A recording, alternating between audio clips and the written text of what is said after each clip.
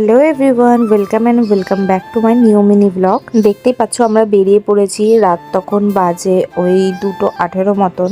তখন আমাদের গাড়ি চলে এসেছিল। ফার্স্টে ত্রিহান জেগেই ছিল, তারপরে আবার ত্রিহান ঘুমিয়েও গেছিল গাড়ির মধ্যে। ওই বাড়ি থেকে যেহেতু মাও যাবে সেজন্য বাবা মাকে আগাতে এসেছিল। তো যাই হোক, মাকে ওখান থেকে তুলে নিয়ে আমরা কিন্তু টান বেরিয়ে যাবো। বহরমপুর বাস স্ট্যান্ড ঢুকতে ঢুকতে আমাদের ওই 2:45 মতন বেজে গেছে। এতটা রাস্তা সব দোকানই কিন্তু বন্ধ ছিল, বাস স্ট্যান্ডের মোটামুটি সব দোকানই খোলা ছিল। হাইওয়েতে উঠতে না উঠতেই কিন্তু ত্রিহান বাবুর একঘুম হয়ে যায়। ঘুম থেকে উঠে চলন্ত গাড়ি দেখে ও একটু ভ্যাবাজেকা মতোই খেয়ে গেছিল। আসলে প্রত্যেকদিন তো এই সময় ও গভীর ঘুমে ঘুমায়, হঠাৎ করে এইসব দেখে একটু অবাকই হয়ে গেছিল বেচারা। এত কিছু বলা হলো, কিন্তু কোথায় যাচ্ছি সেটাই কিন্তু তোমাদেরকে বলা হয়। ভিডিওটা গোটাটা দেখলে বুঝতে পারবে কোথায় যাচ্ছিলাম। চলন্ত গাড়ি আর এত রং বেরঙের আলো দেখে কিন্তু সে প্রায় অনেকক্ষণই জেগেছিল। সত্যি কথা বলতে ত্রিহানকে নিয়ে যে এত আমরা জার্নি করি, কিছু সমস্যার জন্য আমাদেরকে জার্নিটা করতে হচ্ছে, ওর কিন্তু কোনো অসুবিধাই হয় না বা ও কাউকে ডিস্টার্বও করে না বা নিজেও বিরক্ত কিন্তু হয় না। টানা 2 ঘন্টা জার্নি করার পর টোলের কাছে আমরা একটা চায়ের দোকান খোলা পেয়েছিলাম, তো সেখানেই চাটা খেয়ে নিচ্ছিলাম। বাজে তখন 5টা মতন। আশেপাশে কিন্তু কোনো দোকানই খোলা ছিল না,